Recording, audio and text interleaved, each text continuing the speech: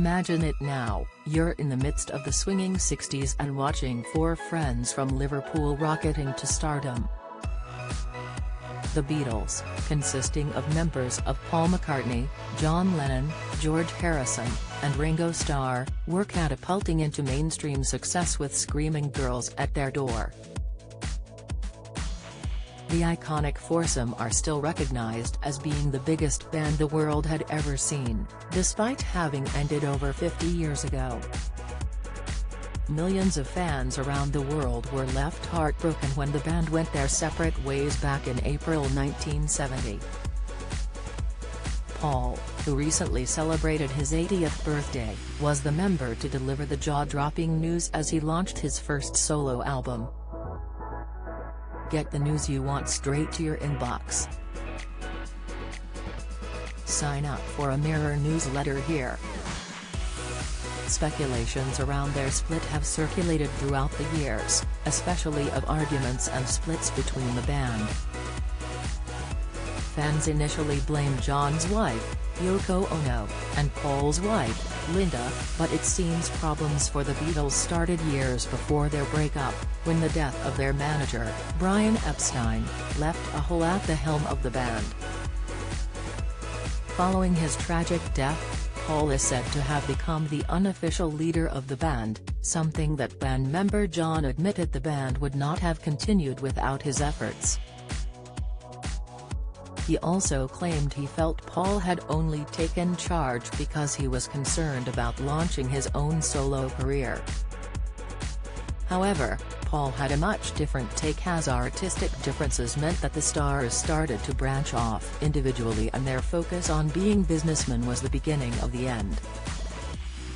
The Beatles suffered problems along the way, including increasing financial difficulties, and when the final album Let It Be was released, little did they know, but it would be the last one the Fab Four would ever record together.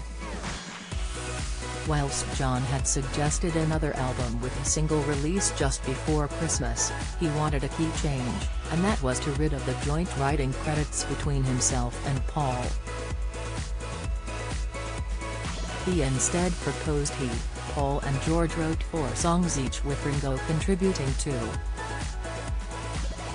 Despite his proposition, John went on to record Cold Turkey, written about his heroin addiction, with the band he formed with his wife, the Plastic Ono Band.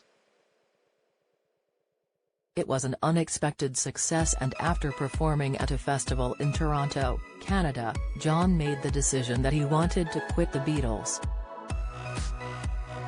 Paul was devastated when it was unveiled that John wanted to dissolve the band. He was determined to salvage something from this difficult time and started to record his first solo album with a release date agreed. Even though the band hadn't been back into the studio together, the threat of legal action from a US film company meant they cobbled together previous recording sessions and transformed it into Let It Be. However, the release date clashed directly with the date agreed for Paul's first solo album. After releasing this would devastate Paul, Ringo went to tell him in person. Paul, who was clearly upset, took on the idea that there was no way back for the Beatles and sent out a press release to journalists along with an advance copy of his first solo album. It contained bombshell and worldwide news that he was quitting the Beatles, and although he didn't claim the band had broken up, it tellingly discussed his break with the Beatles and that he had no plans to record with his bandmates again. However, a released statement that was published without the knowledge of his bandmates meant there was no option but to end the group. The remaining members were initially upset by Paul's decisions, something that they thought was used to promote his own album. Paul launched legal action against his bandmates in December 1970 to release himself from the band and from Klein's management. A judge agreed and he was released from his contract. For the next decade, the 4 members of the Beatles refused huge sums of money to reunite for concerts, albums or reunion concerts to raise hundreds of millions for charity. Then, With John's tragic death outside his apartment building in New York on December 8, 1980, the chance of reunion was over. Tensions dramatically thawed between the group in the intervening years.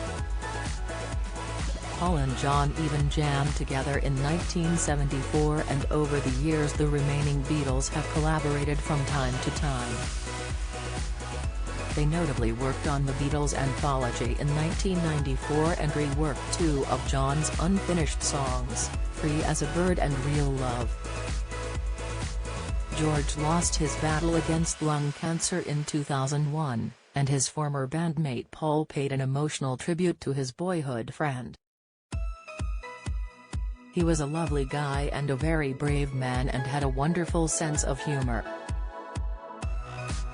"He is really just my baby brother," he said. Paul and Ringo are the only two surviving members of the incredible band that changed musical history. Paul will add another stint to his solo career by taking to Glastonbury Festival's iconic stage on Saturday 25th of June as a headline. The festival is well underway of its long-awaited return, and will continue until Sunday. The rock star will take to the stage after the COVID-19 pandemic cancelled the festival in both 2021 and 2021. Paul is not the only headliner for the event, with other stars making an appearance, including Diana Ross, Kendrick Lamar, and Billie Eilish, who has made history as the show's youngest ever headliner. Do you have a story to sell? Get in touch with us at webcelebs@trinitamirror.com or call us direct 0207 29 33 033.